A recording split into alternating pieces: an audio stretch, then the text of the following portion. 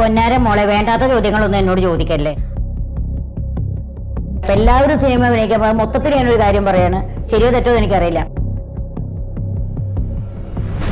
എന്താണ് മമ്മി? അതാണോ?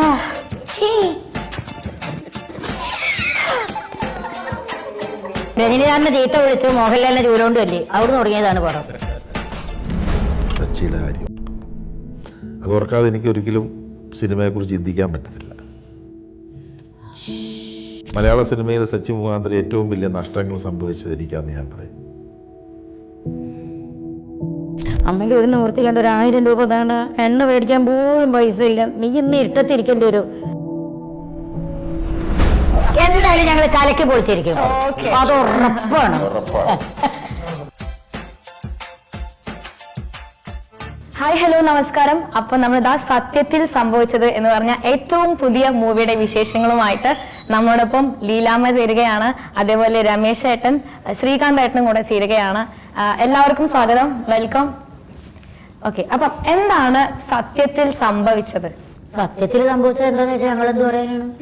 സത്യത്തിൽ സംഭവിച്ചതെന്ന് എനിക്കറിയാൻ പാടില്ല. സത്യത്തിൽ എന്താ സംഭവിച്ചതെന്ന് ഒന്ന് സിനിമ കണ്ടു കഴിഞ്ഞാൽ എന്താന്ന് മനസ്സിലാവും. അത് നിങ്ങളൊരു കാര്യം ചെയ്യണം. സത്യത്തിൽ എന്താ സംഭവിച്ചെന്ന് സിനിമ കണ്ടിട്ട് ഞങ്ങളോട് പറയണം. സത്യത്തിൽ ഇതാണ് സംഭവിച്ചതല്ലേ എന്നുള്ളത്. അതല്ലേ ശരി? അല്ലാണ്ട് ഞങ്ങൾ കണ്ട് നിങ്ങളോട് പറഞ്ഞിട്ട് പിന്നെ നിങ്ങൾ സിനിമ കാണും. ഞങ്ങൾ നിങ്ങളോട് ചോദിക്കുന്നതാ സത്യത്തിൽ എന്താ സംഭവിച്ചത്, നിങ്ങൾ പറയേണ്ട ഉത്തരം. ഞാൻ കണ്ടായിരുന്നു, ട്രെയിലർ കണ്ടായിരുന്നു. അത് ഭയങ്കര മിസ്റ്റീരിയസ് ആയിട്ടുള്ള ഒരു മൂവിയാണെന്നാണ് എനിക്ക് തോന്നുന്നത്. കുറെ കോമഡിയും ലവും എല്ലാം മിക്സ് ചെയ്തിട്ടുള്ള ഒരു മൂവിയാണ്. അത് തന്നെയാണോ? എന്താണ് സത്യാവസ്ഥ? സത്യം തന്നെയാ. ആണോ? കോമഡി ഉണ്ട്, കോമഡി ആസ്വദിക്കാനുള്ളതുണ്ട്, ചിന്തിക്കാനുള്ളതുണ്ട്, സ്നേഹം, പ്രേമം അതൊക്കെ ഉണ്ട്. ഗ്രാമത്തിലെ കഥകൾ ഇപ്പോൾ അടുത്ത കാലത്തായിട്ട് വളരെ കുറവല്ലേ. ഈ സിനിമ പറയുന്നൊരു ഗ്രാമത്തിലെ കുറേ പേരുടെ കഥയാണ്. അതാണ് ഒരു വ്യത്യാസം. വെച്ചാൽ ഗ്രാമങ്ങളുടെ എണ്ണം കുറഞ്ഞു, അല്ലെങ്കിൽ ഗ്രാമങ്ങളുടെ കഥകൾ പറച്ചിൽ കുറഞ്ഞു. ഗ്രാമങ്ങൾ പലതും പട്ടണങ്ങളായിക്കൊണ്ടിരിക്കുന്നു. ആ ട്രെയിലർ കണ്ടപ്പോൾ മനസ്സിലായി, ഭയങ്കര നാട്ടിൻ പുറത്തെ കുറെ കാഴ്ചകളും അല്ലേ. അതിനകത്ത് കിണറും റിലേറ്റഡ് ആയിട്ടുള്ള കുറച്ച് സംഭവങ്ങളൊക്കെ കണ്ടു. ഈ കിണർ കണ്ടത് മോള് പറഞ്ഞല്ലേ, ഇപ്പൊ കിണർ കണ്ടു കഴിഞ്ഞിട്ട് അതുപോലെ ഒരു തുടിയും കയറും കണ്ടാലേ ഇന്നുള്ള പിള്ളേർ ചോദിക്കും ആ കാണുന്നത് എന്താണെന്ന്. സത്യം. കാരണം കിണറെന്ന് പറഞ്ഞാൽ കിണറ് അതെന്താ സാധനം, അല്ലെ കയറ് തൂങ്ങി കിടക്കുന്നത് എന്താണ്, എന്തെങ്കിലും വലിച്ചുണ്ടാക്കാനാണോന്ന് വിചാരിക്കും. അപ്പൊ അതെങ്ങനെയായിരിക്കും ചോദിക്കുന്നത്? എങ്ങനെയായിരിക്കും അതിപ്പോ കിണറിന്റെ അല്ല. മമ്മി മമ്മി എന്താ മോളെ? മമ്മി ആ ഒരു വലിയ കുഴി കാണുന്നത് എന്താണ് മമ്മി? അതോ മോളെ, അതാണ് പണ്ടുള്ള കാരണന്മാര് പറയുന്ന കിണർ. അയ്യോ, അതാണോ? അയ്യോ, അസാധ്യം. അമ്മ അത് സ്പോട്ടിലിട്ട് വന്നു. ഇന്നിതൊന്നും ആർക്കും അറിയില്ല. പറയാം, അങ്ങനെ ഞങ്ങൾ പറഞ്ഞു. പിള്ളേർക്ക് അറിയില്ല, സത്യം തന്നെയാണത്. ആർക്കും അറിയില്ല. പണ്ടത്തെ ഒരു കാര്യം എന്ന് പറഞ്ഞാലും അറിയില്ല. അതെ, കുഴപ്പമില്ല, കാലത്തിന്റെ മാറ്റം. അത് പറഞ്ഞിട്ട് കാര്യമില്ല. കാലം മാറുന്നതിന് എന്താ പറയുക, നാട് ഓടുമ്പോൾ നടു. വെള്ളം ആവശ്യമുള്ളൂ, കിണർ വേണമെന്ന് നിർബന്ധമില്ലല്ലോ. ഇന്നിപ്പോ അങ്ങനെയാണ്, വെള്ളം കിട്ടിയാൽ മതി. അമ്മ ഉണ്ടെങ്കിലും അരക്കില്ലല്ലോ. ഇന്നിപ്പോ പൂജയല്ലേ, അത് അടുപ്പത്തൊന്ന് വെച്ച് കഴിഞ്ഞാല് ഇതെടുത്ത് മുളക് പൊടി, മഞ്ഞപ്പൊടി, ഉപ്പുപൊടി, മല്ലിപ്പൊടി ഒക്കെ പൂജയല്ലേ ഇപ്പൊ. പക്ഷെ ഇതൊക്കെ നമ്മുടെ പടത്തിനകത്തുണ്ട്, ഇതെല്ലാം ഉണ്ട്. അതെ, പൂജയല്ല, മല്ലിപ്പൊടി, മഞ്ഞൾപ്പൊടി ഇതെല്ലാം ചേർത്ത് വെച്ച് അരക്കുകയും ഒക്കെ കാര്യം ചെയ്യും. എന്ന് പറയുന്ന പോലെ കിണറുണ്ട്, വെള്ളം കോരുന്ന കപ്പിയും കയറുമുണ്ട്, അരകല്ലുണ്ട്, അമ്മിക്കല്ലുണ്ട്, ആട്ടുകല്ലുണ്ട്, എല്ലാം ഉണ്ട്. അതൊക്കെ ചേർന്ന് ഉള്ള ഒരു ഇത്. എരിവും പുളിയും മധുരവും കയ്പും എല്ലാം ചേർന്ന ഒരു സംഭവമായിരിക്കും. തനി നാടൻ. കാവാലം നാരായണ പണിക്കർ സാറിന്റെ കവിതകളാണ് സിനിമയിലെ ഗാനങ്ങളായിട്ട്. എഴുത്തും ഗാനവും അദ്ദേഹമാണല്ലേ? ഞാൻ കേട്ടിരുന്നു. ഗാനങ്ങൾ എഴുതിയിരിക്കുന്ന സിനിമയുടെ എഴുത്ത് പ്രശാന്താണ്. ഞാൻ അതിലെ പാട്ടുകൾ കാവാലം സാറിന്റെ വരികൾ. ജയദീപ് പാടിയ ഒരു പാട്ട് ഞാൻ കേട്ടിട്ടുണ്ടായിരുന്നു. പുറകെ പല പാട്ടുകളും വരുന്നുണ്ട്, സർപ്രൈസ് ആണ്. അപ്പൊ പ്രശാന്ത് മോഹൻ ചേട്ടനെ പറ്റി പറയുമ്പോൾ ഇതിലെ റൈറ്റർ ആണ്, ഡയറക്ടർ ആണ്, അതുപോലെ കോ പ്രൊഡ്യൂസർ ആണ് അല്ലെ? അടുത്ത പ്രൊഡ്യൂസർ അടുത്ത പ്രൊഡ്യൂസർ അതെ, രമേശ് ചേട്ടനും കൂടെ ചേർന്നാണ് ഇത് പ്രൊഡ്യൂസ് ചെയ്തിരിക്കുന്നത്. ഓക്കെ, അപ്പൊ എങ്ങനെയായിരുന്നു പ്രശാന്ത് ചേട്ടനും നിങ്ങളുമായിട്ടുള്ള ഒരു കണക്ഷൻ? എങ്ങനെയായിരുന്നു, കോംബോ എങ്ങനെയായിരുന്നു? പ്രശാന്തിനെ നമുക്ക് ഇതിന് മുൻപ് സിനിമയ്ക്കൊക്കെ വളരെ വർഷങ്ങൾക്ക് മുമ്പ്, ഞാൻ സിനിമയിലേക്ക് സജീവമായി വരുന്നതിന് മുമ്പ് പോലെ ഞങ്ങൾ സുഹൃത്തുക്കളാണ്. ഞങ്ങളൊരു ഷോർട്ട് ഫിലിമിലൂടെയാണ് ഞങ്ങൾ തുടങ്ങുന്നത്. അപ്പോൾ അന്ന് മുതലേ പ്രശാന്ത് അന്ന് തീരെ പയ്യനാ, ഇപ്പൊ പയ്യനല്ലേന്ന് ചോദിക്കും. അല്ല, ഇപ്പൊ പുള്ളിക്ക് പയ്യന്മാരായതല്ലേ ഉള്ളൂ, പുള്ളിക്ക് പയ്യനുണ്ടതല്ലേ ഉള്ളൂ, വേറെ വ്യത്യാസങ്ങളൊന്നും ഇല്ലല്ലോ. അപ്പൊ അങ്ങനെ പ്രശാന്തിന്റെ ഒരു വലിയ ആഗ്രഹം ആണ് അന്ന് മുതലേ ഉള്ള. പക്ഷെ ഇതിനു മുമ്പ് സംഭവിച്ചു പോകേണ്ടതാണ്, പക്ഷെ പല കാരണങ്ങൾ കൊണ്ടും അത് എന്തോ വിധിവിഹിതം അലംഘനീയം. അതെ, സത്യത്തിൽ സംഭവിച്ചത് അന്നത് നടന്നില്ല, അതാണ് സത്യത്തിൽ സംഭവിച്ചത്. ഇതാണ് ഇപ്പോഴാണ് സത്യത്തിൽ സംഭവിച്ചത് നമ്മൾ അറിയാം. അപ്പൊ അങ്ങനെ ഒരു ഇതില് വന്നിരിക്കുന്നു. അതൊരു പരിശ്രമം എനിക്കും ഒരു ഭാഗമാവാൻ കഴിഞ്ഞു. അതൊരുപാട് സന്തോഷം. അമ്മയുടെ എക്സ്പീരിയൻസ് എന്തായിരുന്നു ഇത്രയും ആക്ടേഴ്സിന്റെ കൂടെ അഭിനയിക്കുന്നതില്? അതിലിപ്പോ കാര്യമായിട്ടൊന്നുമില്ല മോളെ. ഒരാൾ കൂടെ അഭിനയിച്ചാലും 9 പേരെ കൂടെ അഭിനയിച്ചാലും അഭിനയിക്കുന്നതൊക്കെ ഒരേപോലെ തന്നെയാണ്. കരഞ്ഞ് അഭിനയിക്കാൻ പറയുമ്പോ, അല്ല ഞാനിവിടെ ചിരിക്കാന്ന് പറഞ്ഞാൽ അവര് സമ്മതിക്കോ? അല്ലെങ്കിൽ ചിരിക്കുന്ന സമയത്ത് കരയാന്ന് പറഞ്ഞാൽ അവര് സമ്മതിക്കോ? അല്ലെ ഇപ്പൊ ഒരു 4 തല്ല് കല്യാണ്, അന്നേരം ഇരുന്ന് കഴിഞ്ഞാൽ ഇരിക്കുമോ എല്ലാവരും? എത്രയും ചിരി വേണ്ട, ഇത് 4 പേർക്കുള്ള ചിരി ഇട്ടാൽ മതി എന്ന് പറയുന്നത്. 4 പേരെ കൂടെ വെക്കുള്ളൂ, 4 പേർക്കുള്ള ചിരി ഇട്ടാൽ മതി എന്ന് ആരെങ്കിലും പറയും. അതും ശരിയാണ്. എനിക്ക് അങ്ങനെ എക്സ്പീരിയൻസ് ഞാൻ അത്ര വലിയൊരു ഇതുമല്ല. അയ്യോ അമ്മ അങ്ങനെ പറയുന്നത്. ഇല്ല, ഒരു ഡയറക്ടർ എന്നെ സംബന്ധിച്ച് ഒരു ഡയറക്ടർ റൈറ്റർ എഴുതി വെക്കുന്നു, ഒരു ഡയറക്ടർ നമുക്ക് പറഞ്ഞു തരുന്നു. അപ്പൊ എനിക്ക് ഒരു ഇതെന്റെ മനസ്സിലുള്ളത്, അവരുടെ കുട്ടികളാണ്, അവരെഴുതിയ ആ കുട്ടി പൂർണ്ണതയിലെത്തണം. അപ്പൊ അവർ ഉദ്ദേശിക്കുന്നതിന്റെ ഒരു 50% കൊടുക്കണം എന്നൊരു ഇതെന്റെ മനസ്സിലുണ്ട്. അത് ഞാൻ പരിശ്രമിച്ചു, അത് കിട്ടുന്നുണ്ട് അവർക്ക് എന്നാണ് എൻ്റെ ഒരു വിശ്വാസം. നമുക്ക് പറയാൻ പറ്റുള്ളൂ. കുറെ വർഷം മുമ്പല്ലേ, അതായത് 1998 ആ കാലഘട്ടത്തിലല്ലേ സിനിമയിലേക്ക് വരുന്നത്? പൊന്നാര മോളെ, വേണ്ടാത്ത ചോദ്യങ്ങളൊന്നും എന്നോട് ചോദിക്കല്ലേ. കാലും കൊല്ലും മാസവും ഒക്കെ ചോദിച്ചിട്ട്. ഓക്കെ, കുറെ വർഷങ്ങളായി ഇപ്പൊ സിനിമയിലേക്ക്. വർഷങ്ങളൊക്കെ ആയി, അതായത് 33 വർഷമോ 33 വർഷമായി. അതിലൊക്കെ കഥാപാത്രം കുറെ കഴിഞ്ഞതിന്റെ ശേഷം പിന്നെ അയാൾ കഥ എഴുതുന്നതാണ് എന്റെ ഫസ്റ്റ് പടം. അതുമല്ല, തേന്മാവിൻ കൊമ്പത്തിന്റെ, നമ്മുടെ തേന്മാവിൻ കൊമ്പത്തിന്റെ തമിഴ് മുത്തു. അതിൽ രജനി സാറിന് ചീത്തറിനാണ് ഞാൻ വന്നത്. അതിൽ രജനി സാറിന് ചീത്തറിഞ്ഞ എന്റെ മകളോട് ചീത്ത വിളിച്ചു തുടങ്ങിയതാണ്. അതേപോലെ ഐറയില് നയൻതാര മാമിന്റെ ഒപ്പം ഒരു എന്താ പറയാ ഫുൾ സ്ക്രീൻ പ്രസൻസോടെ അമ്മ ഉണ്ടായിരുന്നു. എങ്ങനെയുണ്ടായിരുന്നു ആ ഒരു എക്സ്പീരിയൻസ്? കുഴപ്പമൊന്നുമില്ലായിരുന്നു. എല്ലാവർക്കും എന്തോന്നറിയില്ല, തമിഴാണ്, നമുക്കധികം തമിഴ് അറിയില്ലെങ്കിലും ഞാൻ തമിഴ് മലയാളത്തിൽ എഴുതിയിട്ട് പഠിച്ചിട്ട്, കാരണം അവർക്കൊരു ബുദ്ധിമുട്ട് വരരുതല്ലോ. നമുക്കൊരു സംഭവം തരുമ്പോൾ ഇല്ലെങ്കിൽ അവരെ വിളിച്ചിട്ട് നമുക്ക് അത്രയും സമയം പോയി അത്രയും വേസ്റ്റായി, അത് വരാതിരിക്കാൻ വേണ്ടി കഴിവതും ഞാൻ അതിപ്പോൾ മലയാളത്തിലാണെങ്കിലും തമിഴിലാണെങ്കിലും ഞാൻ ചിന്തിക്കും. കാരണം നമ്മൾ അവർക്കൊരു ബുദ്ധിമുട്ടാവരുത്. ഇന്ന് അവർ നമ്മളെ വിളിച്ചു, അത് അവർക്ക് വേണ്ടിയല്ല. അപ്പം എല്ലാവരും സിനിമ അഭിനയിക്കാൻ, മൊത്തത്തിൽ ഞാനൊരു കാര്യം പറയാണ്, ശരിയോ തെറ്റോ എനിക്കറിയില്ല, എല്ലാവരുടെയും വിചാരം അഭിനയിക്കാൻ വിളിച്ചാൽ അവർക്ക് വേണ്ടിയാണ് നമ്മൾ അഭിനയിക്കുന്നതെന്നാണ്. പക്ഷെ എന്നെ അഭിനയിക്കാൻ വിളിക്കുന്നത് എനിക്ക് അരി വാങ്ങാൻ വേണ്ടിയാണ്, അല്ലാണ്ട് ഞാൻ ഇവർക്ക് വേണ്ടിയിട്ടല്ല അഭിനയിക്കുന്നത്. ആ ഒരു ഇത് എൻ്റെ മനസ്സിലുണ്ട്. അതുകൊണ്ട് അവർക്കൊരു ബുദ്ധിമുട്ട് വരുത്തരുത്. എന്നെ ആരാണോ വിളിക്കാൻ പറയണത്, അവർ പറഞ്ഞു എല്ലാവരും കൂടി ചേർന്ന് അപ്പോൾ ശരിയെന്ന് പറഞ്ഞ് വിളിക്കുമ്പോൾ അവർക്കൊരു ബുദ്ധിമുട്ട് വരുത്തരുത്. അവർക്കൊരു ബുദ്ധിമുട്ടില്ലാണ്ട് എൻ്റെ വേഷങ്ങൾ എങ്ങനെയാണോ ചെയ്യാൻ കഴിവിൻ്റെ പരമാവധി ഞാൻ പരിശ്രമിക്കും, എന്നെക്കൊണ്ടൊരു ബുദ്ധിമുട്ട് വരാതിരിക്കാൻ. അത് മാത്രമേ എനിക്ക് പറയാൻ പറ്റുള്ളൂ. അവർ മുഴുവൻ സക്സസ് ആണെന്നോ അവർ പറയുന്നത് പോലെ എല്ലാം ചെയ്യാൻ പറ്റുമെന്നോ ഒന്നും ഞാൻ പറയണില്ല. പകുതിയെങ്കിലും ആ കഥാപാത്രം അവർക്ക് കൊടുക്കാൻ, അവരെഴുതി ആ കുട്ടിക്ക് ജീവൻ നൽകാൻ ആ ഡയറക്ടർ ഉദ്ദേശിക്കുന്നത് പോലെ അതായി കൊടുക്കണം എന്നുള്ളൊരു ആഗ്രഹമുണ്ട്. ഇതുവരെ ആയിട്ടുണ്ടെന്നാണ് ഞാൻ വിശ്വസിക്കുന്നത്.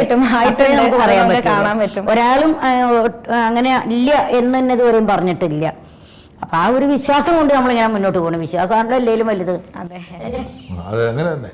ചെറിയൊരു മാറ്റം ഉണ്ടെന്നേ ഉള്ളൂ.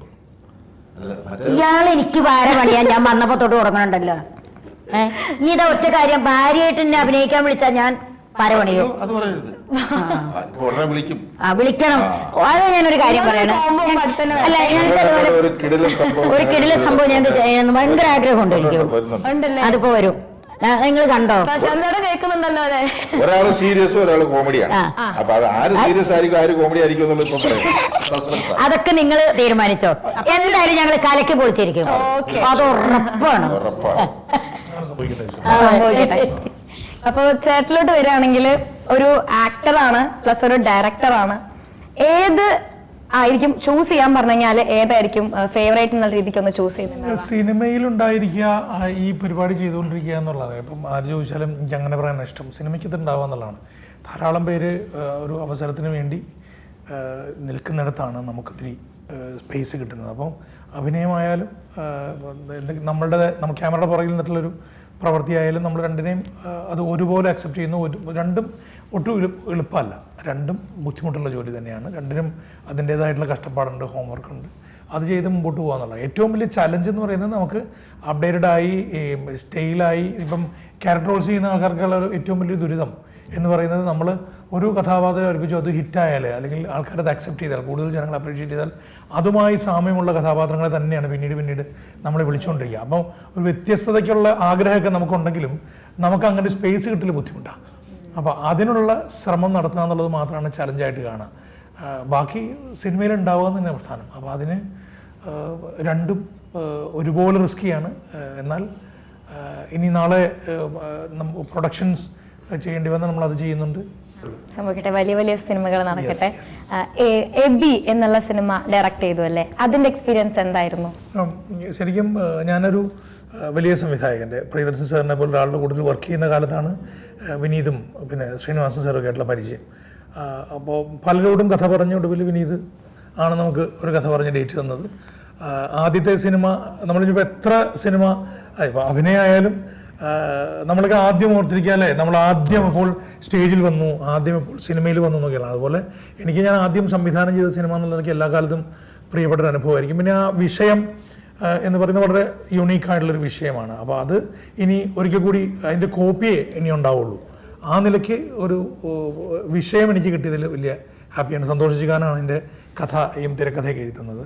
അതൊരു രസമുള്ള എക്സ്പീരിയൻസ് ആയിരുന്നു. പിന്നെ മലയാള സിനിമ ഈ കണ്ടന്റുകളുടെ പിന്നാലെ അല്ലെങ്കിൽ കണ്ടന്റുകൾക്ക് പ്രാധാന്യം കൊടുത്തുകൊണ്ട് സിനിമ ചെയ്ത് തുടങ്ങിയ, അത്തരത്തിലുള്ള സിനിമകളൊക്കെ അക്സെപ്റ്റ് ചെയ്ത് തുടങ്ങിയ കാലത്താണ് ഞാൻ ആ സിനിമ ചെയ്തത്. കോക്ടെയിലും സോൾട്ട് ആൻഡ് പെപ്പറും അങ്ങനെയുള്ള സിനിമകൾ. തമിഴിലും സുബ്രഹ്മണ്യപുരവും നമ്മുടെ കാതൽ കൊണ്ടൈൻ അങ്ങനെയുള്ള സിനിമകളൊക്കെ വന്നിരുന്ന നമ്മുടെ പരുത്തി വീരൻ തുടങ്ങിയ സിനിമകളൊക്കെയാണ് തമിഴ് സിനിമയിലെ സൂപ്പർ സ്റ്റാറുകൾ മാറിയിട്ട് കണ്ടന്റുള്ള സിനിമകൾ തുടങ്ങിയ കാലം അതാണ്. അപ്പം ആ കാലത്താണ് എനിക്കും അങ്ങനെ ഒരു സിനിമ വിനീതിൻ്റെ ഒപ്പം ചേർന്ന് ചെയ്യാൻ പറ്റിയത്. അതൊക്കെയാണ് ആ സിനിമയെക്കുറിച്ചുള്ള ഓർമ്മകൾ. പിന്നെ ആദ്യത്തെ സിനിമ നമ്മൾ എത്ര സിനിമ ചെയ്താലും നമുക്ക് സ്പെഷ്യലായിരിക്കും അല്ലേ, എന്നും സ്പെഷ്യലായിരിക്കും. ഓക്കെ. ചേട്ടനോടാണ്, ഉപ്പുമുളകിലെ ബാലുവിന്റെ അച്ഛനായിട്ടാണ് നമുക്ക് ചേട്ടനെ ആദ്യം അറിയുന്നത്. അപ്പോ അതിൽ നിന്നും സിനിമയിലേക്ക് അല്ലെ, അതിന് മുമ്പ് ചെയ്തിട്ടില്ലല്ലോ അല്ലെ? നാടകങ്ങൾ ഒരുപാട് ചെയ്തിട്ടുണ്ടോ? നാടകങ്ങളല്ല, സിനിമകൾ ചെയ്തിട്ടുണ്ട്. 75-ലാണ് ആദ്യം. 75, 76 ആ കാലഘട്ടം. 75 ആണ്. ടെലിവിഷൻ പ്രേമികൾക്ക് കുറച്ചും കൂടെ ഒന്ന് സുപരിചിതമാകുന്നത് ആ ബാലുവിന്റെ അച്ഛൻ എന്ന് പറഞ്ഞ ഒരു ക്യാരക്ടർ കൊണ്ടാണ്. ഉപ്പുമുളകിന് മുമ്പ് സീരിയൽ ചെയ്തിട്ടുണ്ട്. ആദ്യം സീരിയൽ ചെയ്യുന്നത് കളിയല്ല കല്യാണം എന്നും പറഞ്ഞ് ഒരു സീരിയൽ വന്നിരുന്നു. ബാലു കിരിയത്ത് സംവിധാനം ചെയ്ത്. അതിനകത്ത് മുഴുവൻ സിനിമാക്കാരായിരുന്നു അന്ന്. അങ്ങനെ ഒരു സീരിയൽ, അതാണ് എൻ്റെ ആദ്യത്തെ സീരിയൽ തുടക്കം. അപ്പോൾ ആ സമയത്തൊക്കെ നാടകം ഉണ്ടായിരുന്നുകൊണ്ട് നാടകവും ഇത് രണ്ടും കൂടെ പറ്റാതെ വന്നു. അങ്ങനെ വന്നപ്പോൾ സീരിയൽ ഒഴിവാക്കി നാടകത്തിലേക്ക് പോകുന്നു. കാരണം എന്ന് വെച്ച് കഴിഞ്ഞാൽ ഈ പിന്നീട് സീരിയലിലേക്ക് പോകാൻ വേണ്ടിയിട്ട് അത്ര ഇത് ശ്രമിച്ചിട്ടില്ല. നാടകം തന്നെയായി. അതാണ് നമ്മുടെ ഉപജീവന മാർഗവും എല്ലാം നാടകമായിരുന്നു. അപ്പോൾ ആ നാടകത്തിൽ നിന്ന് പിന്നെ എന്നിട്ട് അതിന് ശേഷം പിന്നെ ഇടയ്ക്കിടയ്ക്ക് സമയം കിട്ടുമ്പോൾ ഗ്യാപ്പ് ടൈമുകളിൽ നാടകത്തിന് ചെറിയ ഗ്യാപ്പ് ഉണ്ടാവും. ഒരു ജൂൺ ജൂലൈ മാസങ്ങളൊക്കെ സ്റ്റേജ് കുറവായതുകൊണ്ട് ആ സമയത്ത് പുതിയ നാടകത്തിൻ്റെ റിഹേഴ്സലും അങ്ങനെ ഗ്യാപ്പ് ഉണ്ടാവും. അപ്പോൾ ആ ഗ്യാപ്പുകളിലൊക്കെ സിനിമ അന്വേഷിച്ച് പിന്നെ പോകുമായിരുന്നു. അങ്ങനെ വീണ്ടും തിരിച്ച് കുറേ സിനിമകൾ ചെയ്തു. ഞങ്ങൾ തമ്മിൽ ആദ്യം കാണുന്നത് വൈറസ് എന്ന് പറഞ്ഞ സിനിമയിലൂടെ. ഞങ്ങൾ ഒരുമിച്ച് പരിചയപ്പെടുന്ന അവിടെ വെച്ചാണ്. അങ്ങനെ ശേഷമാണ് നമ്മുടെ കാർബൺ എന്ന് പറഞ്ഞ സിനിമ ചെയ്തത്. ആ കാർബണിലെ ഇത് കണ്ടിട്ടാണ് എന്നെ അയ്യപ്പനും കോശിയിലേക്ക്. അയ്യപ്പനും കോശിയെ പറ്റി പറയുകയാണെങ്കിൽ പൃഥ്വിരാജ് സാർ, അതുപോലെ ബിജു മേനോൻ സാർ, നമ്മുടെ സച്ചി സാർ, അങ്ങനെ ഒരു നല്ലൊരു ക്രൂവിന്റെ ഒപ്പം വർക്ക് ചെയ്യാൻ പറ്റി. എന്നാൽ രജിസ്ട്രേഷൻ കിട്ടുന്ന സിനിമയിലേക്ക് രജിസ്ട്രേഷൻ കിട്ടുന്ന എന്നാണ്, സീറ്റ് കിട്ടുന്ന എന്നാണ്. നമ്മൾ ഈ വെയിറ്റിംഗ് ലിസ്റ്റിൽ നിന്ന് പോകാം, പക്ഷെ ഇരുന്ന് പോകാനായിട്ടുള്ള ഈ അയ്യപ്പനും കോശിയും ഒരു ശ്രദ്ധേയമായ ഒരു കഥാപാത്രമായിരുന്നു അതിനകത്ത് കാഴ്ചവെച്ചിട്ടുണ്ടായിരുന്നത്. ശ്രദ്ധിച്ച് ആണ് എല്ലാവരും. വളരെ ശ്രദ്ധേയമായ കഥാപാത്രമായിരുന്നു. സന്തോഷമുണ്ട്, അതിയായ ഇതുണ്ട്. എല്ലാത്തിലും എല്ലാ സന്തോഷവും ഒരു നിമിഷം കൊണ്ട് ഒന്നും ബ്രേക്ക് ഇട്ട് പോകുന്നത് ആ സിനിമയെന്ന് പറയുമ്പോഴേ നമ്മുടെ മനസ്സിലൊരു മിന്നലുണ്ടാകും. അതാണ് നമുക്ക് അതിൻ്റെ അകത്തെ ഏറ്റവും വലിയൊരു ഇത്. സച്ചിയുടെ കാര്യം ഓർക്കുമ്പോൾ അത് ഓർക്കാതെ എനിക്ക് ഒരിക്കലും സിനിമയെക്കുറിച്ച് ചിന്തിക്കാൻ പറ്റത്തില്ല. അപ്പോൾ അതൊരു വലിയൊരു, അതുകൊണ്ട് ഞാൻ പറയും മലയാള സിനിമയിൽ സച്ചി മുഖാന്തരം ഏറ്റവും വലിയ നഷ്ടങ്ങൾ സംഭവിച്ചത് എനിക്കാന്ന് ഞാൻ പറയും. സച്ചി മുഖാന്തരം ഉണ്ടായിരുന്ന 4 സബ്ജക്റ്റുകൾ എന്നോട് പറഞ്ഞിരുന്നു. എനിക്ക് പറ്റിയ ക്യാരക്ടറുകൾ അതിഗംഭീരമായ കഥാപാത്രങ്ങളായിരുന്നു എന്നുള്ളതാണ്. അപ്പോൾ അതിൽ ഒന്ന് ചെയ്യാതെ പോയതിലും മതിയായ ഇതുണ്ട്. ബാക്കിയുള്ളത് പറഞ്ഞു വച്ചിരുന്നു എന്നുള്ളത്. ബാക്കിയുള്ള അതിനുള്ള അടുത്തു വരെ വന്നു, പക്ഷേ എത്തിപ്പെടാൻ സാധിച്ചില്ല. അങ്ങനെ പിന്മാറേണ്ടി വന്നു. അപ്പോൾ അത് ഒരു ഏറ്റവും വലിയൊരു ഘടകമാണ് എന്നെ സംബന്ധിച്ച്. അതാണ് അതിലും വലുത് ദൈവം വേറെ കണ്ടുവച്ചിട്ടുണ്ടാവും തീർച്ചയായിട്ടും. എല്ലാ പക്ഷേ അദ്ദേഹത്തിൻ്റെ മുമ്പിൽ നമുക്ക് അത് നമിക്കാതിരിക്കാൻ പറ്റില്ല. ജീവിതത്തിൽ മരണം വരെയും അദ്ദേഹത്തിൻ്റെ മറന്നിട്ട് നമുക്കൊരു ചെയ്യാൻ പറ്റില്ല. അത് ഒരു വലിയ ഏറ്റവും കൂടുതൽ ഗ്രേറ്റ്ഫുൾ ആയ ഒരാളെന്ന് വേണമെങ്കിൽ പറയാമല്ലേ? തീർച്ചയായിട്ടും എന്നെ സംബന്ധിച്ചിടത്തോളം എനിക്ക് മറ്റൊരു പലരെ സംബന്ധിച്ചും അത് തന്നെയാണ് അദ്ദേഹം. എന്നിരുന്നാലും അദ്ദേഹം അതിനൊക്കെ ഒരുപാട് മലയാള സിനിമയ്ക്ക് സംഭാവന ചെയ്യാൻ പറ്റിയ അതിനുള്ള കരുത്തുള്ള ആളായിരുന്നു അദ്ദേഹം. ഓക്കെ, ഇപ്പം അമ്മയിലോട്ട് വരികയാണെങ്കിൽ ഇപ്പൊ അമ്മ മുമ്പ് അഭിനയിച്ചു വെച്ച കുറേ റീൽസ് ആയിട്ട് ഇപ്പൊ വരുന്നുണ്ട്. കുറെ ഫേമസ് ഡയലോഗ്സും മീംസും അതൊക്കെ കാണാറുണ്ടോ? എങ്ങനെയാണ് അതിനോട് അമ്മ റിയാക്ട് ചെയ്യുന്നത്? എങ്ങനെയാണ്? 3 വയസ്സായ കുട്ടി ഷെഡിയുടെ മേളിൽ ഒരു തോർത്ത് കൊടുത്തു കഴിഞ്ഞിട്ട് പല്ലുമൊക്കെ അതാക്കി ഇവിടെ എങ്ങനെ കെട്ടിവെച്ചത് എനിക്കറിയില്ല. ഈ വാർമുടി കെട്ടിച്ച് എങ്ങനെയാക്കുമ്പോൾ മുടി മുഴുവൻ അങ്ങോട്ട് പോരും, ഇങ്ങനെ പോകും. അത് റീല് ചെയ്തിട്ട് എനിക്ക് ഇട്ട് തന്നു. സത്യത്തിൽ ഞാനിത് കണ്ടിട്ട് ഞാൻ അത്ഭുതപ്പെട്ടു പോയി. 3 വയസ്സാണ് ആ കുട്ടിക്ക്. Correct lip. ഞാൻ എൻ്റെ റീല് ചെയ്യാൻ നോക്കിയിട്ട് അപ്പോൾ ചിലരിനോട് പറയാം അതൊന്ന് ചെയ്യാൻ പറഞ്ഞ് അതിട്ടെന്ന് എനിക്ക് കിട്ടൂല, ഇപ്പോഴും കിട്ടില്ലേക്ക്. എന്നിട്ട് ഞാൻ ആ വാട്സപ്പിൽ ഞാൻ ഇട്ട് ചോദിച്ചു ആ കുട്ടികളുടെ ഈ കുട്ടി ഏതാന്ന് എനിക്ക് ഒന്ന് കാണിച്ചു തരാൻ പറ്റുമോന്ന്. പിന്നെ നോക്കുമ്പോൾ പണ്ട് മീശയൊക്കെ വെച്ച് കഴിഞ്ഞ ആണുങ്ങൾ ഒന്ന് പറഞ്ഞാൽ രണ്ടാമത്തേനും തുണി പൊക്കൊന്നും പറഞ്ഞു വരുന്നത്. ഞാൻ സത്യം പറഞ്ഞാൽ അവരൊക്കെ നമിക്കുക. എനിക്ക് അങ്ങനെ ചെയ്യാൻ പറ്റില്ല. എന്നെ ഇവരൊക്കെ അത്രയും സ്നേഹിക്കുന്നതിന്, അത്രയും ഹൃദയത്തിലേറ്റതിന്, അത്രയും ഹൃദയത്തിലേറ്റ് ഞാൻ അവരോട് കടപ്പെട്ടിരിക്കുകയാണ്. അവരോട് നന്ദി. ഒന്നും പറയാനില്ല. ഇതിനകത്ത് ആ കഥാപാത്രം ചെയ്യുമ്പം ഈ ഇങ്ങനെ തുണിവൊക്കെ കാണിക്കുന്ന ആ ഒരു ചെയ്യുമ്പം ഇത് മുൻപ് എവിടെയും ജീവിതത്തിൽ ആരെയും നേരിട്ട് കണ്ടിട്ടുണ്ടോ അങ്ങനെ ഒരാളെ? ഇല്ല. പക്ഷെ ഞാൻ കണ്ടിട്ടുണ്ട്. എനിക്ക് കൃത്യമായിട്ട് അറിയാം. അത് ചെയ്യുമ്പം എനിക്ക് അത്ര പരിചയമുള്ള ഒരാളെ കൃത്യമായിട്ട് അതേ ഇതിൽ തന്നെയാണ് ചേച്ചി അതിനകത്ത് പ്രസന്റ് ചെയ്തിരിക്കുന്നത്. എൻ്റെ ജീവിതത്തിൽ അത് നമുക്ക് പേഴ്സണലായിട്ട് പിന്നെ പറയാം. ഒരു വ്യക്തി ഇപ്പൊ ജീവിച്ചിരിപ്പില്ല, മരിച്ചുപോയത്. ഞാൻ ശ്രദ്ധിക്കുന്ന നമ്മൾ ചെയ്യാത്തൊരു ക്യാരക്ടർ. അപ്പം ഞങ്ങൾ പണ്ട് നമ്മൾ നാടകം ചെയ്യുമ്പോൾ ഒരു വേശ്യാണ് അതിൽ. പിന്നെ പേര് ഞാൻ മറന്നേ, കമൽ എന്നാണ് കഥാപാത്രത്തിൻ്റെ പേര്. ഒരു പുസ്തകം എഴുതിയതാണ്, പുസ്തകമാണ്. അപ്പോൾ കമലമ്മ സ്ത്രീ. അപ്പോൾ ഇവിടെ ഇങ്ങനെ വരുമ്പോൾ അപ്പോൾ ഇതിങ്ങനെ കുറേ റോട്ടിൽ കാണാമല്ലോ നമ്മൾ. അവരുടെ കുറച്ച് ഗോഷ്ഠികളുണ്ട്, അവരുടെ കുറച്ച് നടപ്പും അവരൊരാളെ കാണുമ്പോഴത്തെ അതൊക്കെ ഞാൻ അവരിൽ നിന്ന് ഞാൻ ശ്രദ്ധിക്കും. അവരുടെ നടപ്പ് എങ്ങനെയാണ്, പിന്നെ പാത്രം വെക്കുന്നത്, ഇങ്ങനെയുള്ള ബിസിനസ് അങ്ങനത്തെ ഇതാക്കും. അല്ലാണ്ട് ശരിക്കും നമ്മുടെ ഒരു ജീവിതത്തിൽ അനുഭവിക്കാൻ നമ്മൾ ഒരു ആർട്ടിസ്റ്റ്, എസ്പെഷ്യലി പെർഫോമിംഗ് ആർട്ടിസ്റ്റ്, അഭിനേതാക്കളായിട്ട് പ്രൊഫഷനായിട്ട് എടുത്തിട്ടുള്ള ജീവിതമാക്കിയിട്ടുള്ളവരൊക്കെ അവർ നന്നായി പെർഫോം ചെയ്യുന്നവരെ ആൾക്കാർ അപ്രീഷിയേറ്റ് ചെയ്യുന്നുണ്ടെങ്കിൽ അതിന് കാരണം ഇത്തരത്തിലുള്ള ഒബ്സർവേഷൻസ് ആണ് ഒരു ആർട്ടിസ്റ്റ് ചെയ്യേണ്ടത്. അത്തരത്തിൽ ചുറ്റും കാണുന്നവരെയും ഞാൻ മനസ്സിലാക്കുക. പിന്നെ ഭ്രാന്തുള്ളവരെ ഞാൻ അധികം ഈ ഭ്രാന്തുള്ളവരെയും ഇങ്ങനെ ഫോർവേഡായിട്ട് നടക്കുന്ന അവരെയാണ് ഞാൻ ശ്രദ്ധിക്കുക. കാരണം അത് നമ്മളെ മനസ്സിൽ കിട്ടില്ല. ഇതൊക്കെ ഓരോ മനുഷ്യാവസ്ഥകളാണ്. നമ്മൾ പിന്നീടാണല്ലോ ഒരു ഭാര്യയുടെ സീനാണെങ്കിൽ നമുക്കത് സന്തോഷമോ സന്താപമോ ദേഷ്യമോ ഒക്കെ നമുക്ക് ചെയ്യാം. നമ്മളെ മനസ്സിൽ നിന്ന് എടുത്ത് ചെയ്യാം, നമുക്ക് കിട്ടും. അപ്പോൾ ഒരു വേലക്കാരിയാണ്, നമുക്ക് കിട്ടും. അതൊരാളെയും കണ്ടുപഠിക്കേണ്ട. പക്ഷേ ഈ 2 സംഭവം, ഭ്രാന്ത് എന്ന് പറഞ്ഞാൽ നമ്മൾ അത് അഭിനയിച്ചാൽ അത് അഭിനയമായി പോകരുതല്ലോ, ഒറിജിനാലിറ്റി വരണ്ടേ. അതുപോലെ മറ്റേ അവർക്ക് കുറേ കാട്ടായങ്ങളുണ്ട്. അതൊക്കെ ഞാൻ നോക്കി പഠിച്ചിട്ടുണ്ട്. അതുകൊണ്ട് ഞാനത് ചെയ്തിട്ട് ഒന്നും വേണ്ട. യക്ഷി നാടകമില്ലേ, മലയാറ്റൂർ രാമകൃഷ്ണൻ്റെ യക്ഷി. ഞങ്ങൾ ജൈത്രാര കഴിക്കുമ്പോൾ ശ്രീനിവാസന് ഒരു സ്ത്രീയെ പ്രാപിക്കാൻ സാധിക്കില്ല എന്നുള്ളത് തെളിയിക്കണം. ഇവള് ഗന്ധർവനെ സ്നേഹിക്കാന്ന് പറഞ്ഞാണല്ലോ ഇവ നടക്കുന്നത്. അപ്പം ഞാൻ അതിലൊരു അമ്മാളായിട്ടും അരിയത്തെ അമ്മാളെ സ്ത്രീയായിട്ടുണ്ട്. യക്ഷിക്ക് അതിൽ ഇവനിത് സാധിക്കില്ലെന്ന് പറയാൻ വേശ്യയായിട്ട് കൊണ്ടുവരുന്നത് തന്നെയാണ്. അപ്പം ഞാൻ ഇവൻ്റെ ഇരുത്തെത്തുമ്പോൾ ഇവന് പറ്റൂലല്ലോ. അങ്ങനെ ഇവൻ പോരുമ്പോൾ വേശ്യയല്ലേ, പൈസ പറഞ്ഞിട്ടല്ലേ വരുന്നത്. അപ്പം ഞാൻ ഈ സാരി അവൻ്റെ അമ്മയാന്മാരെ സാരിയൊക്കെ കൊടുത്ത് അതിൻ്റെ മീതെ മുണ്ട് കൊടുത്ത് അതിൻ്റെ മീതെ ഷർട്ട് ബ്ലൗസിന് മീതെ ഷർട്ട് ഇട്ട് അപ്പം ഞാനങ്ങനെ പുറത്തേക്ക് ഇറങ്ങുന്ന നടന്നിട്ടില്ല, സംഭവം ഒന്നും നടന്നില്ല. പൈസ ഒന്നും തരൂല്ലല്ലോ നടക്കാണ്ട്. അപ്പം എൻ്റെ ഇന്നത്തെ പൈസയും പോയി. അപ്പം അതിൻ്റെ ഒരു ചേട്ട മുഖത്ത് കാട്ടി ഇങ്ങോട്ട് കടന്ന് ഭയങ്കര കോവും കയ്യടി, ഇവള് തനി വെടിയാണെന്ന്. അല്ല, എന്നിട്ട് എന്നെ വണ്ടി വിട്ടില്ലല്ലോ, വണ്ടിയിൽ കയറ്റി എന്നെ വണ്ടിയിൽ കിടത്തി.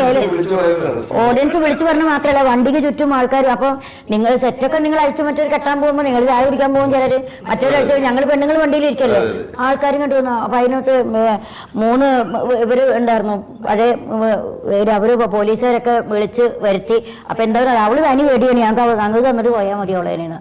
വണ്ടിയിൽ കിടത്തി തന്നെ യക്ഷി നാടകം എറണാകുളം ക്ഷേത്രധാര ദേശീയ ചേട്ടൻ എപ്പോഴും ഉണ്ട് ചോദിച്ചാൽ അറിയാം.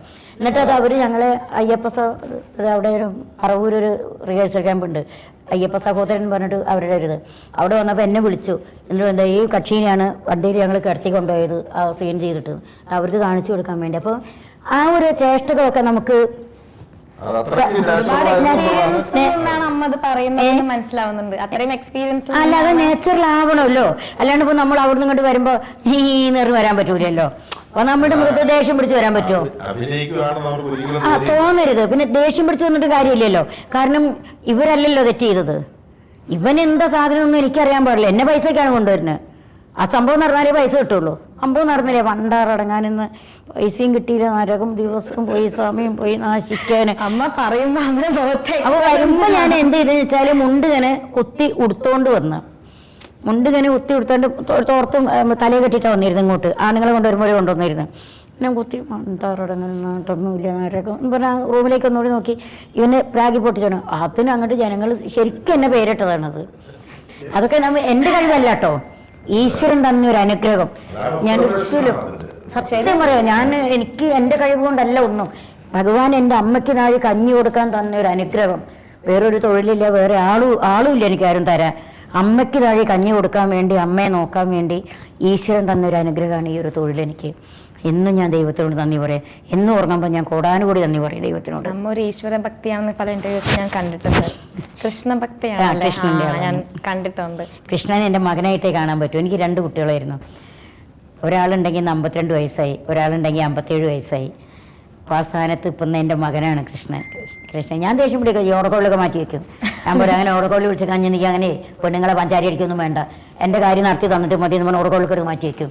2-3 ദിവസം കഴിഞ്ഞ് വരുമ്പോൾ നമ്മുടെ കുട്ടി വിഷമിക്കേണ്ട കേട്ടോ, നമ്മുടെ അണ്ണനെ അമ്മ തരാട്ടോ, ഓടക്കോളിൽ പുറത്ത് കൈ തന്നെ കൊടുക്കും. ഞാൻ ചോദിച്ചാൽ തരുകയും ചെയ്യും.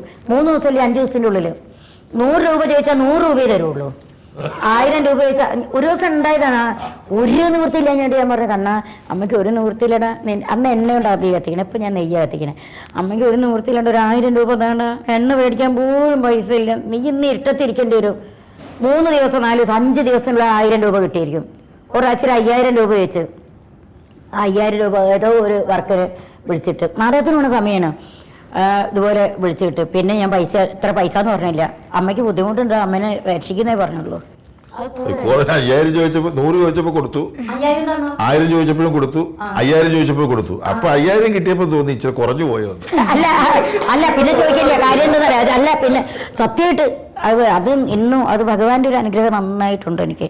എപ്പോ വിളിച്ചാലും അമ്മയുടെ ഒപ്പം ഉണ്ടാവട്ടെ. അപ്പോൾ അവസാനം ഒരു ക്വസ്റ്റ്യനും കൂടെ ചോദിക്കുകയാണ്. സാർ പറഞ്ഞത് കേട്ടിട്ടുണ്ട് കഥകളി അതിനോടുള്ള ഒരു ക്രേസിനെ പറ്റിയും അത് എത്രത്തോളം ജീവിതത്തിലുണ്ട് എന്നുള്ളതിനെ പറ്റിയിട്ടും അതിനെപ്പറ്റി ഞാൻ വലിയൊരു കളറിയിൽ വലിയൊരു ആശാന്റെ ഒപ്പം കുറെ കാലം, അത് അവിടെ ഞാൻ മാത്രമായിരുന്നില്ല, മലയാളത്തിൽ നിന്ന് കഥകളി രംഗത്ത് നിന്ന് പ്രഗത്ഭരായിട്ടുള്ള പല ആൾക്കാരും പഠിച്ച അതേ കളറിയിൽ ഞാൻ കുറച്ച് കാലം ഉണ്ടായിട്ടുണ്ട്. ഒരു 6-7 വർഷം അഭ്യസിച്ചിട്ടുണ്ട്. അതാണ് ഇപ്പോഴും അഭിനയവുമായി ബന്ധപ്പെട്ടും സിനിമയുമായി ബന്ധപ്പെട്ടും ഒക്കെയുള്ള കാര്യങ്ങൾക്ക് എനിക്കിപ്പോഴും ഹെൽപ്പായിട്ട് എൻ്റെ കൂടെയുള്ള നല്ല ചിട്ടയോട് കൂടിയിട്ട് പഠിച്ചിരുന്ന ഒരു കളറിയായിരുന്നു അത്. അപ്പം ക്യാരക്ടർ ആർക്കും എപ്പിക്സും ലിറ്ററേച്ചറും താളവും എല്ലാം. അമ്മയുടെ പുതിയ ഇപ്പോഴും നമ്മളെ കൊണ്ടു നടക്കുന്ന കഥകളി അന്ന് കുറെ കാലം അഭ്യസിച്ചതിൻ്റെ അദ്ദേഹത്തിനോട് അഭ്യാസം കുട്ടിത്തരം വേഷങ്ങളൊക്കെ എനിക്ക് സ്റ്റേജിൽ അവതരിപ്പിക്കാൻ പറ്റിയിട്ടുള്ളൂ. പക്ഷെ കുറെ കാലം അതിൻ്റെ പിന്നാലെ കഥകളി സീസണായാൽ കഥകളി ട്രൂപ്പുകളുടെ കൂടെ പോലും ഇപ്പോഴും കഥകളി കാണാൻ പോകാറുണ്ട്. വേഷം കെട്ടാൻ പറ്റാത്ത കഥകളിക്ക് താടി നീട്ടിയിട്ടൊന്നും പറ്റില്ലല്ലോ, എപ്പോഴും നമ്മൾ ക്ലീൻ ഷേവണൊക്കെ ആയിരിക്കണം. അപ്പോൾ അതിൻ്റെ ബുദ്ധിമുട്ടുള്ളതുകൊണ്ട് കഥകളി വേഷം കെട്ടാൻ പോകില്ല. തന്നെയല്ല ഞാൻ അങ്ങനെ ഒരു ഫുൾ ഫ്ലെഡ്ജ് ആയിട്ട് കഥകളി വേഷക്കാരനാവല് ഒന്നും ഞാൻ മനസ്സിൽ വിചാരിച്ചിട്ടില്ല. നമ്മുടെ സ്വപ്നം എപ്പോഴും സിനിമ തന്നെയായിരുന്നു. ടോട്ടലി സത്യത്തിൽ സംഭവിച്ചത് എന്ന് പറയുമ്പം ദിലീഷ് പോത്തൻ, അതേപോലെ തന്നെ കുറെ ആർട്ടിസ്റ്റുകൾ, രവി, ജോണി ആന്റണി, അങ്ങനെ ഒരുപാട് രവിയേട്ടൻ, അങ്ങനെ ഒരുപാട് പേരുടെ ഒരു കമ്പൈൻഡ് ആയിട്ടുള്ള ഒരു സിനിമയാണ്.